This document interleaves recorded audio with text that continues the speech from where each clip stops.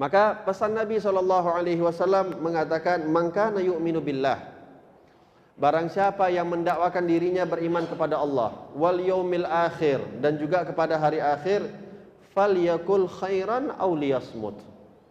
Hendaklah dia berkata ucapan-ucapan yang baik, perkataan-perkataan yang baik, atau dia lebih memilih untuk berdiam.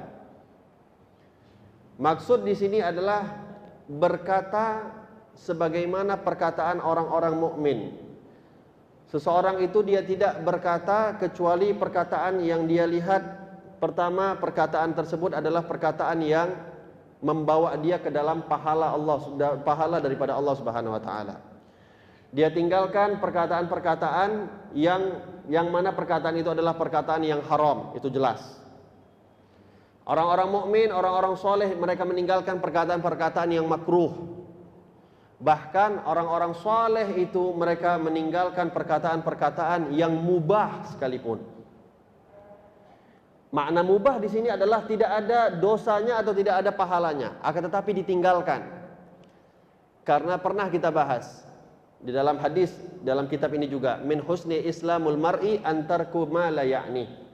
Daripada tanda keindahan seseorang muslim yang ada pada dirinya itu adalah dia meninggalkan segala sesuatu yang tak bermanfaat bagi dirinya.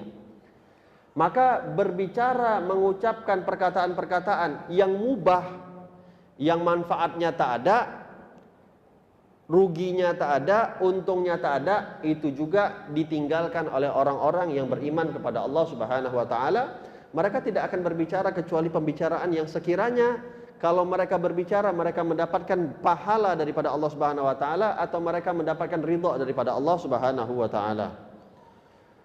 Begitu juga di sini dikatakan setiap manusia itu dihadapi dua pilihan. Dia bisa memilih untuk dia berbicara, atau dia bisa memilih untuk dia berdiam. Kalau dia berbicara, pembicaraannya itu adalah pembicaraan yang baik, maka dia akan mendapatkan keuntungan. Akan tetapi kalau dia berbicaranya itu adalah berbicara yang buruk, maka dia akan mendapatkan kerugian. Begitu juga diam. Ketika seseorang diam dengan sesuatu hal yang baik, dia juga mendapatkan kerugian. Akan tetapi apabila seseorang itu diam karena dia tidak ingin mengucapkan sesuatu perkara yang buruk, maka dia juga mendapatkan keuntungan di sisi Allah Subhanahu wa taala, yaitu berupa pahala.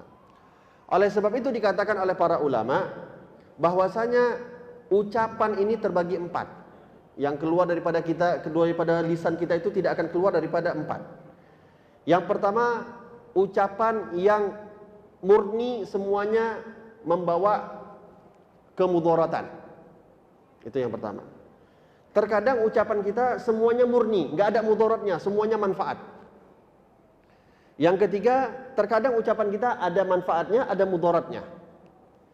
Yang keempat, terkadang ucapan kita wala manfaat wala mudaratnya, semua nggak ada.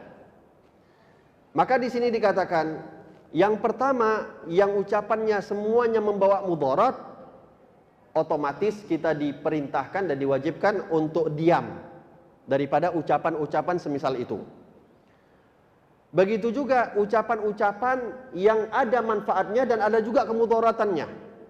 Itu juga kita dianjurkan untuk diam. Walaupun ada manfaatnya, lebih baik diam. Karena bisa jadi walaupun ada manfaatnya, bisa jadi mudaratnya lebih besar. Adapun ucapan-ucapan yang nggak ada manfaatnya, nggak ada mudaratnya, nggak ada, maka ini adalah ucapan-ucapan yang disebut fudul. Ucapan-ucapan yang berlebihan, yang tak harusnya diucapkan, ini juga lebih baik untuk ditinggalkan. Maka tersisa satu jenis ucapan, yaitu adalah ucapan yang semuanya adalah berisi bermanfaat, baik bagi yang berbicara ataupun manfaat bagi yang mendengarkan. Nabi SAW pernah bersabda, "Ala unabbiukum bi amrin khafifin lam yulkillahu bimithlihima." Maukah kalian aku beritahu kepada kalian dua hal yang ringan, dua perkara yang ringan, yang mana Allah Subhanahu wa taala tidak memberikan dua perkara yang lebih ringan daripada dua perkara ini. Akan tetapi Dua perkara ini agung di sisi Allah Subhanahu wa taala. Apa itu? Yang pertama as-sumt, diam. Banyak diam. Yang kedua husnul khuluq, akhlak yang baik. Juga dikatakan oleh Dhunnun al-Misri, dikatakan oleh Luqman al-Hakim pernah berwasiat kepada anaknya. Beliau mengatakan, "Lau kana al-kalam min fiddah lakana sukut min dhahab." Kalaulah berbicara itu diibaratkan sebagai perak, maka diam itu diibaratkan sebagai emas. Maka ini tidak bertolak belakang dengan apa yang dikatakan oleh Abdullah bin al-Mubarak. Karena Abdullah bin al-Mubarak juga pernah mengatakan, "Lau kana al-kalam fi ta'atillah." Kalaulah berbicara di dalam ketaatan itu diibaratkan sebagai perak, maka diam daripada maksiat itu diibaratkan sebagai emas.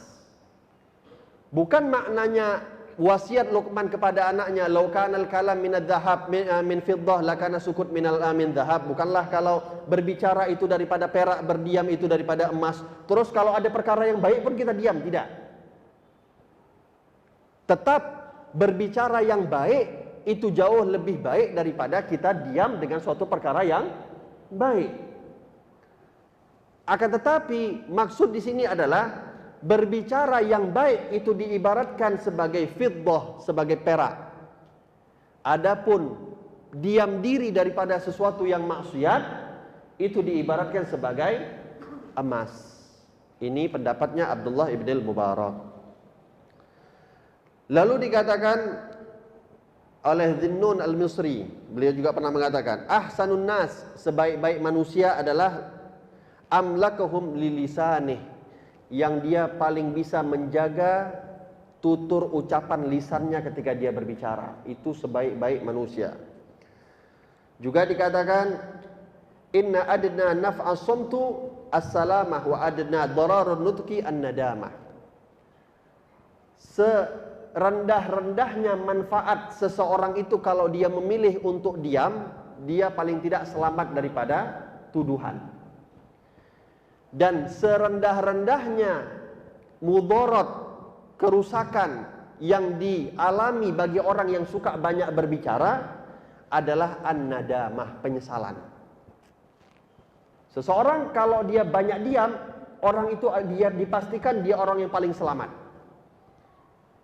Sering juga pernah saya katakan, terkadang dengan diam kita jadi nggak ketahuan apakah kita ini orang pintar ataupun orang bodoh. Tapi orang kalau sudah terlalu banyak berbicara, orang akan mudah mengukur ini orang pintar ataupun orang bodoh. Orang diam ketika orang lain berbicara, orang sulit untuk menilai orang tersebut, mengukur orang ini yang banyak diam tadi. Ketika dia diam, orang akan menganggap dia diam karena dia tidak tahu, atau dia diam karena memang dia tahu dan dia menjaga ilmunya, menjaga kewibawaannya. Akan tetapi kalau orang terlalu banyak ngomong, dikit-dikit nyerocos saja. Ada orang nanya, dia yang paling cepat jawab. Nanyanya ke orang lain tetapi tetap dia harus ngotot untuk menjawab. Seakan-akan dia ingin menunjukkan kepada orang lain bahwasanya dia yang paling banyak ilmunya. Padahal orang itu kalau sudah banyak berbicara, itu menunjukkan bahwasanya sedikit maklumat yang dia punya, pengetahuan yang dia punya itu sedikit, sehingga dia berusaha untuk menunjukkan kepada orang-orang yang ada di sekitarnya bahwasanya yang sedikit dia punya itu dia keluarkan kepada orang-orang di sekitarnya supaya orang-orang itu menganggap dia itu banyak pengetahuannya. Akan tetapi orang yang diam, kalaulah memang dia bodoh, dia selamat. Okelah dia nggak banyak pengetahuan, paling nggak dia selamat. Tapi kalaupun banyak pengetahuannya, orang akan menganggap ini orang sulit untuk diukur. Bisa jadi diamnya dia karena menunjukkan keluasan ilmunya. Kalau dia berbicara, justru malah merendahkan orang yang menjadi lawan bicaranya. Karena dia akan mengeluarkan ilmu-ilmunya, pengetahuan-pengetahuan, maklumat-maklumatnya yang lebih tinggi dibandingkan orang yang diajak bicara. Oleh sebab itu kan pernah Imam Syafi'i pernah mengatakan, aku ini akan menang kalau berdebat, berbicara dengan 100 orang yang alim. Akan tetapi aku pasti kalah kalau aku berdebat dengan satu orang yang jahil. Karena orang alim ketika dia diajak debat oleh Imam Syafi'i misalnya, atau orang yang lebih alim, yang lebih banyak pengetahuannya, maka pengetahuannya yang lebih akan mengalahkan orang-orang yang pengetahuannya lebih sedikit. Akan tetapi kalau orang jahil yang rocos, ngomong terus, ketika diajak berbicara, maka dia akan teguh dengan pendapatnya yang sedikit karena maklumatnya yang tidak banyak. Oleh sebab itu, karena maklumatnya yang sedikit, dia berbicara sesuai dengan apa yang dia tahu, dan dia nggak mau kalah walaupun orang yang diajak bicara mungkin banyak lebih tahu. Lalu dikatakan di dalam hadis, Nabi SAW pernah bersabda, man somata naja, barang siapa yang banyak diam dia akan selamat. Luqman Al-Hakim juga pernah mewasiatkan kepada anaknya, ya bunayya, wahai anakku, idza iftakhara an-nasu 'alaika bihusni kalamihim faftakhir anta bihusni sumtik. Ya bunayya, wahai anakku, kalaulah orang-orang itu bangga diri dengan banyaknya dia berbicara, maka jadilah engkau seorang yang mempunyai kepribadian yang engkau berbangga diri dengan engkau banyak diam. Lalu dikatakan juga ada seorang soleh meminta wasiat kepada seorang ulama. Maka wasiat tersebut, kata orang soleh tersebut, aku akan berikan engkau wasiat yang mana kalau engkau menjalankan wasiat ini, engkau akan mendapatkan ilmunya para ulama dan engkau akan mendapatkan hikmah daripada orang-orang hukama. Apa itu? Ammal ilmul ulama, aku akan berikan wasiat, engkau akan mendapatkan ilmunya ulama. Dikatakan kalau engkau ditanya akan sesuatu, maka katakanlah tidak tahu. Nabi SAW pernah bersabda, qauluka la adri hadza nisful ilm. Ucapanmu ketika engkau mengucapkan tidak tahu itu adalah setengah ilmu. Mengucapkan tidak tahu itu adalah setengah ilmu. Artinya, paling tidak ketika kita ditanya oleh orang, kita tidak tahu hukumnya, maka katakan tidak tahu. Dan ini juga musibah besar bagi masyarakat kita sekarang, khususnya para ulama. Ketika dia tidak tahu, gengsi untuk menjawab tidak tahu, akhirnya menjawab sok-sok tahu. Orang yang mendengarkan jawaban kita daripada dasar sok tahu, akhirnya sesat. Dan ini saya katakan, sebenarnya bukan hanya salah ulamanya saja, salah orang awamnya juga. Orang awam kita sekarang itu terlalu gampang menilai. Kalau ada ulama atau ustadz bilang nggak tahu, langsung dinilai, oh berarti ustadz itu kurang ilmunya. Ini kesalahan orang awam. Padahal bisa jadi kata dia, ucapan dia tidak tahu itu untuk menyelamatkan kita semua. Tapi kita sudah nggak menjudge. Kalau ada orang bilang nggak tahu, oh ini nggak, berarti ilmunya sedikit, dia itu aja nggak tahu. Padahal kalau dibandingkan dengan orang-orang ustadz-ustadz yang setiap ditanya jawab, setiap ditanya jawab, setiap ditanya jawab, itu bisa dipastikan pasti ada kesalahan di antara jawaban-jawabannya. Imam Malik bin Anas, Imam Maliki, Imam Mazhab, mujtahid, orang yang sudah diberikan gelar sandang mujtahid. Ketika dihadapkan oleh orang awam, 20 atau 30 permasalahan yang berkaitan hukum fikih diberikan kepada Imam Malik. Dikatakan yang dijawab oleh Imam Malik hanya 1 atau 2 soal. Lebihnya Imam Malik mengatakan la alam, la alam, la arif, la alam, aku nggak tahu, aku nggak tahu, aku nggak tahu, aku nggak tahu. Dan Imam Malik nggak gengsi.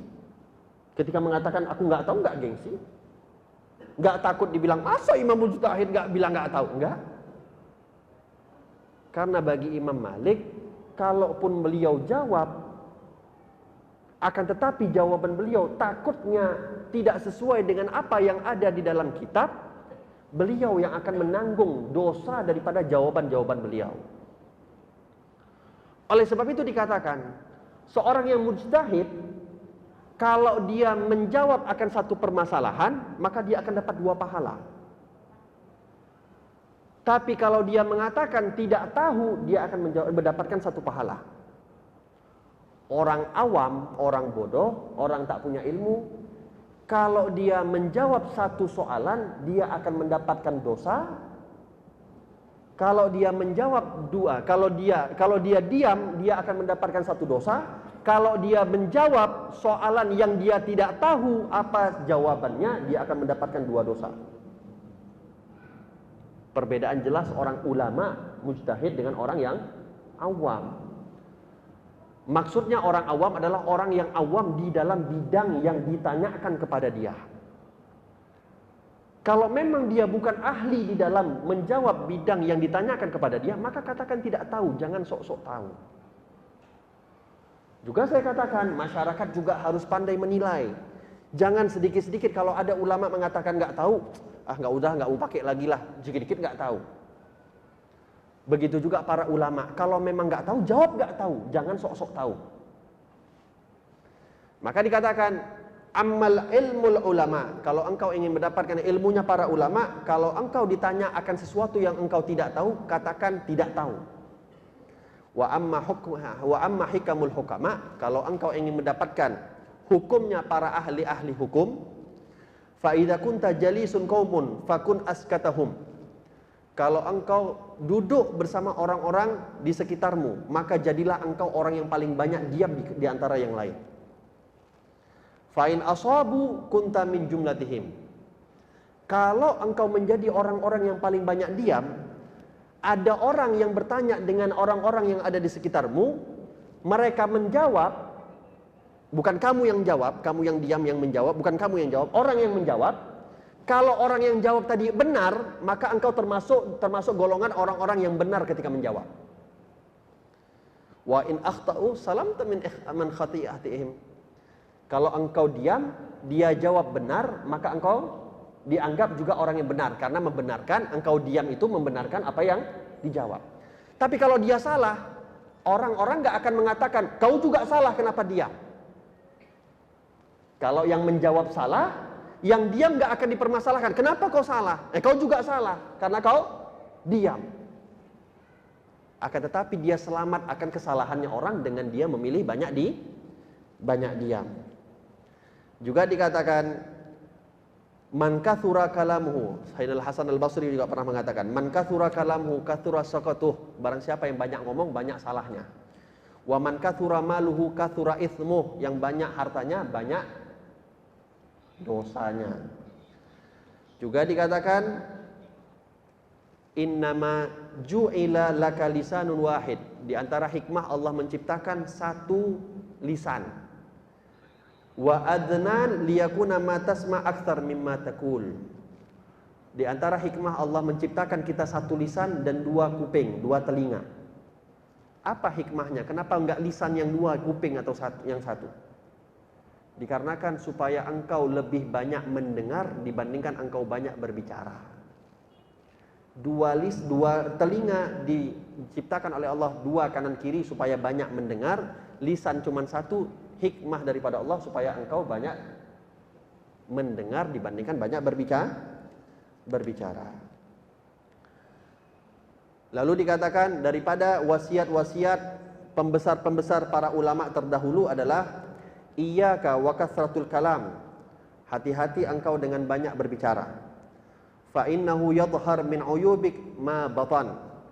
Karena dengan banyak kita berbicara, itu dapat memunculkan aib-aibmu yang sebelumnya tersimpan. Karena banyak ngomong, akhirnya aib-aib kita banyak tersimpan. Awalnya kalau ngomong 1 hal, 2 hal masih terjaga, tapi kalau udah banyak kali ngomong, entah apa-apa lagi bilang itu. Udah nggak terkontrol lagi kalau berbicara terlalu banyak. Sehingga kalau sudah terlalu banyak berbicara, tak terkontrol lagi apa yang dia bicarakan, tak sadar aib-aibnya sendiri pun akan diucapkan untuk supaya orang puas dengan ucapan-ucapannya. Makanya saya sering ketika saya dulu ziarah atau sowan kepada para ulama, khususnya ulama-ulama di Hadramaut. Dulu saya datang kepada Habib Abdullah bin Syahab, kepada Habib Salim Syatiri, beberapa orang yang ulama-ulama besar. Subhanallah, mereka didatengin. Ini kan kalau kesannya kalau kita kalau didatengin sama orang, kita datang tamu, terus tamunya dia yang punya rumah diem aja. Itu kan seakan-akan wah ini nggak diharapkan kedatangan kita ini. Tapi mereka didatangi, ketika ditanya mereka hanya menjawab apa yang ditanya saja. Gak mau terlalu banyak ngomong sana sini, gak mau banyak ngomong. Kalaupun mereka harus berbicara, yang dinasehati, yang keluar daripada ucapan mereka hanya nasihat-nasihat saja. Gak mau cerita yang aneh-aneh. Dan itu saya temukan dan saya lihat langsung bagaimana akhlaknya mereka, menjaga untuk tidak banyak berbicara. Diam. Ketika di majelis mereka diam. Ketika di jalan mereka diam. Ketika mereka hanya ditanya mereka baru menjawab. Bagaimana pandangan masyarakat orang terhadap orang-orang yang banyak diam akan lampak lebih hormat orang-orang dibandingkan dengan orang-orang yang banyak berbicara. Maka itu dikatakan oleh Nabi SAW bahwasanya tanda kesempurnaan iman itu adalah banyak diam, atau dia memilih banyak berbicara dengan yang perkara yang baik, atau dia banyak diam. Juga dikatakan waqila li ba'dihim lima lazim tasukut. Sebahagian mengatakan kepada orang-orang yang banyak diam, bertanya, kenapa engkau banyak diam? Kenapa engkau diam saja enggak banyak ngomong? Beliau mengatakan, inilah andam ala sukut got. Seumur hidupku ketika aku diam, aku tidak pernah menyesal dengan diamnya aku. Dan aku sering berulang kali menyesal ketika aku berbicara. Ketika aku berbicara, ada beberapa kejadian-kejadian di tempat aku berbicara, aku menyesal. Tapi seumur hidupku ketika aku diam, sekalipun aku tidak pernah menyesal ketika aku mengambil sikapku untuk berdiam. Lalu, yang dianjurkan khususnya untuk kita banyak diam, kecuali perkara-perkara yang baik, di sini dikatakan, di waktu-waktu yang dimuliakan oleh Allah Subhanahu wa taala, semisal setelah sholat maghrib sampai sholat isya, itu dianjurkan untuk kita banyak diam, tidak banyak berbicara hal-hal yang tidak manfaat. Antara maghrib sama isya ini waktu-waktu yang mahal. Maka lazimkan diri kita untuk diam atau kita membaca hal-hal yang bermanfaat dibandingkan kita kalau banyak berbicara yang tidak manfaat. Maka kalaupun kita ingin beraktivitas setelah maghrib, aktivitas kita diperhatikan. Imma ta'limil ulum syar'iyyah.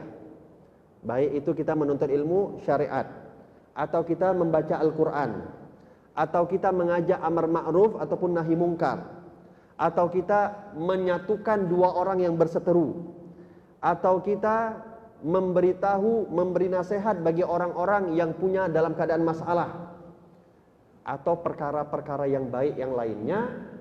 Diperhatikan lebih baik kita berbicara perkara yang baik atau kita lebih banyak diam, khususnya di waktu-waktu yang dimuliakan oleh Allah, semisal antara maghrib dan sholat isya.